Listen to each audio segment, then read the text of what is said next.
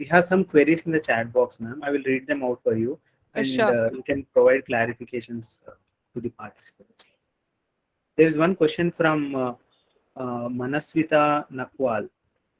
Ma'am, as an IPR administrator, what to administer, and how to administer it, particularly on technological platforms, because the enforcement measures often necessitate expensive and advanced electronic devices and technological know-how. So the participant wants to know your views on it, ma'am.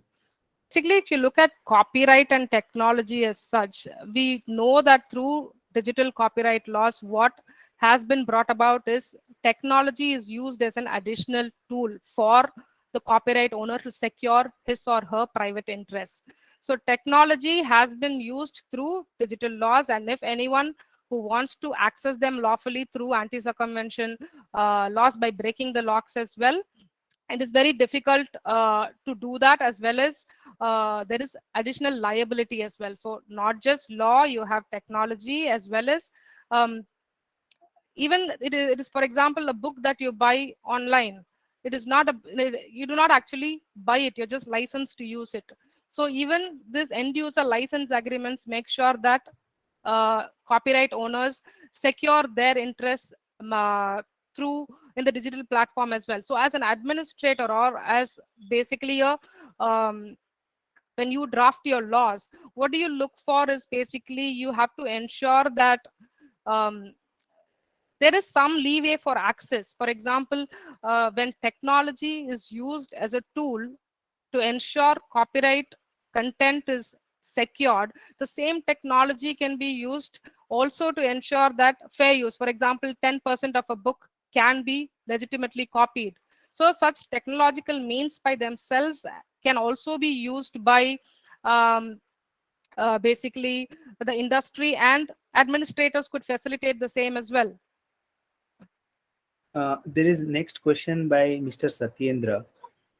Ma'am, as you have mentioned regarding teaching and educational use being an exception or a limitation to copyright, uh, can you please tell us your views on online teaching, and to what extent this fair use exception will be applicable in an online format?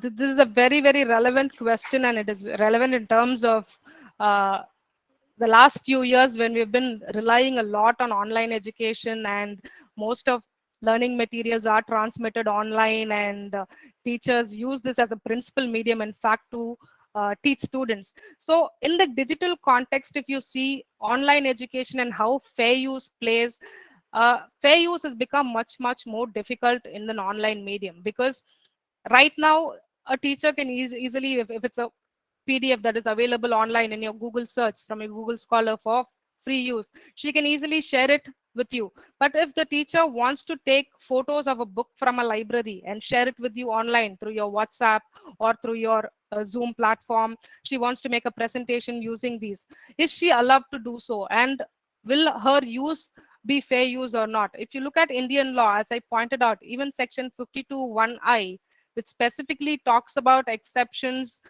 for educational use, it is not right now accommodative of online uses, because it only talks about the right of reproduction, and it doesn't talk about communication to the public.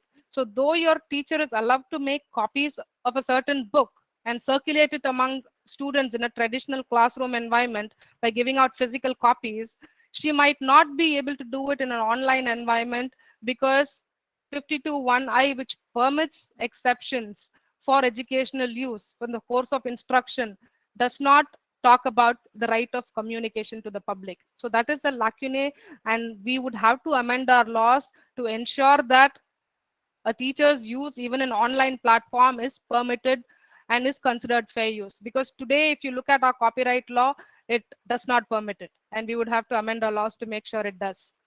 Another question from Mr. Satyendra. Why ideas and methods are not covered under copyright protection? The Like, for example, a mathematical formula to be formulated involves some idea, research and development, and lots of time invested by the scientist or mathematician. So should it not be protected under copyright? Basically, if you look at copyright or patents for that matter, because mathematical algorithms cannot be protected under patent as well. You have certain basic restrictions, because basic ideas, if you have a monopoly over that basic idea and cannot be used by anyone else, I do not think that is lawful enough. Because if you look at copyright law as such, what it protects is your original expression of an idea. For example, there can be the same story of the Ramayana which can be retold by 10 number of people and 10 different ways. So basically the idea per se cannot be protected, but the expression is protected, the individual original expression is protected. And I think that is right as well, because if you try to protect ideas as such, then there can be large scale monopoly of ideas, and basically that becomes problematic, right? When one person has monopoly and only he can use it, it is not in some way right, because unless you invest substantial labor and intellect and express it in a certain form, you cannot be given copyright protection as such. Next question is from Mr. Samrat. Madam, with Berne Convention and Article 19 of the TRIPS enabled the state to conform to international convention guidelines, there has been the 2012 amendment.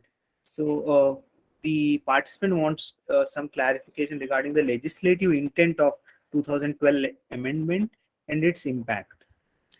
The 2012 amendment, if you see, we brought about the 2000 amendment 12 amendment. It had many different provisions. In fact, Javed Akhtar, the lyricist, did some lobbying, so there was rights which were provided for lyricists. And if you look at digital copyright as such, that was ushered into India only by way of the 2012 Copyright Amendment Act, which was brought about to ensure that there was anti-circumvention provisions in place, which means copyright was protected even in a digital platform. Now, if you look at 2012 amendment and our international obligations, if you actually look at it, we did not have international obligations back then, because we were not signatory to the WIPO Copyright Treaty or the WIPO Performers of Phonograms Treaty of 1996 back in 2012. We became party to the internet treaties, the WCT and the WPPT, only in 2018. So without even international commitments, without commitment to any international law, we brought about digital copyright law. In fact, the 2012 amendments were in the pipeline for quite a long time, from 2006. And then it had subsequent revisions in 2010. And finally, it was enacted in 2012. And as I said, we brought about copyright in the digital platform without having international obligations. Why did we do so? Definitely there was large scale lobbying from US and their copyright industries, and they made sure that we brought about um, international protection in the digital domain for copyright works even without international obligations. There is another question from Mr. Samrat. Ma'am, can you please explain the remedies for infringement of copyright, particularly with respect to the position in India, US, and UK, and how far these remedies are successfully utilized in foreign countries? Definitely, it's a very good question, because when you look at remedies per se, we have definitely the injunctions, the accounts of profits. We also have criminal remedies for anti-circumvention law, and all of them are available in a statute. But how far? If, for example, 2012 brought about DRM laws, that is the anti-circumvention law, but how far has it been used? How many cases have come before the court? If we see, there's been only just one, and that was with regards to Sony Entertainment and Harmeet Singh. So basically, how far it is actually utilized, and in fact, how far a criminal remedy is useful, is by far questionable, because we already know we have a country with understaffed police personnel, and a copyright infringement for per se might not uh, take priority as such. And though these remedies are available on the letter of the law, how far they are used is like they've been very, very fairly less used, unlike developed countries. Thank you, ma'am. There is one more question, ma'am, from Mr. Ritvik. Do the norms of copyright related laws have a domination by developed countries? Definitely, I would say copyright as such is like a gift of developed countries. And as throughout my presentation, I highlighted that international copyright law is predominantly due to lobbying of predominantly big industries in the developed countries, and they have a very very large impact. And it's ironical, as I said already, USA, if you see, they did not have strong copyright at all, and in fact they did not have strong IP at all, and that made them into a developed nation. From developing they came to developed because of fairly less stringent IP laws. But what they do is they export strong IP to developing countries like us when we need to make use of flexibilities and have ample leeway to have fairly less stringent copyright protection. Even in patents, you see that we never had consciously we did not have product patents, but because of TRIPS obligations, we were forced to do so. So developed countries definitely have a big say in IP, and especially how IP is regulated in developing and least developed countries as well. From Mr. S. Tulsiram. Ma'am, with respect to the fair usage, if the infringer is making some minimum or maximum fees from some usage, how is it seen in the eyes of law? Whether fair use doctrine is applied, or would it be considered as infringement? Uh, in fact, this question came about in the Rameshwari photocopy case as well, because what Rameshwari photocopy shop did was they did make use of fair use provision, or they used it as a defense, but they were not giving out those course packs for free. They were in fact selling it. So when they were selling it, because they were making money out of it as well, whether that is lawful as well, can that be fair uses or not? The question came up, and definitely uh, what they said in defense was that they were using the fair use exceptions to ensure that these copyright material or these books, which were very very important for these students, the excerpts from these books, they could not buy it individually, so they made it available at a far less price, which was more affordable to students. So considering affordability point of view, it was important for students to access it for a lesser price. But again, definitely it is another question, because when you say fair use, again, if there is economic incentives out of fair use, it cannot be on the whole justified as well, because again, you are making profits as well. So it is quite tricky question. But when you look at the larger public good that it subserves, I think it can be permitted in exceptional cases like this, when it is for the usage of educational use of students. We have a last question, like our team here. With respect to the recent Sci-Hub issue, ma'am, now as you have dealt extensively in your research on digital copyrights, now rather than one book being copied, it is access to journals or access to publications of publishers, which is being provided through this Sci-Hub website. So a website which is providing access to many of the published journals, and there is a case that has been filed in the Delhi High Court. Here, like Taylor and Francis, Elsevier, all their publications are provided access to it through that piracy website, and the domain name is sought to be restricted by intervention of the government authorities. So there is a case that has been filed.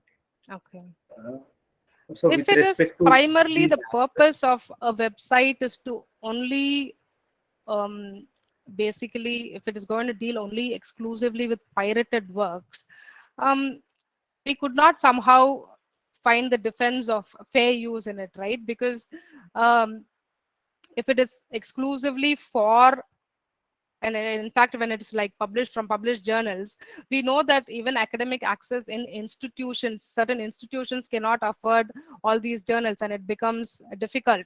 So from an access point of view, definitely you can say that what they are doing can be per se said as like all right, because we do not even have access to these resources through institutional mechanisms. But per se, if it is only pirated things that are used, I would not suggest that, or rather say that it is fair use per se, because it would be a large scale copyright. If it is going to be handouts, especially not in a digital context, and it's going to be physical copies, it somehow feels less severe. And when it's on the internet, you feel like everybody is, it's available to everyone per se, and anybody can access it and download it. And that becomes definitely a tricky issue, and one that needs more detailed scrutiny as well. and cannot be, unlike physical copies, it cannot be per se said as like all right.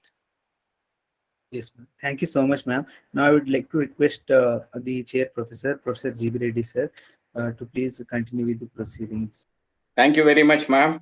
Because for the last 1.5 hours, you have been continuously trying to explain various things, and in fact, it's really impressive.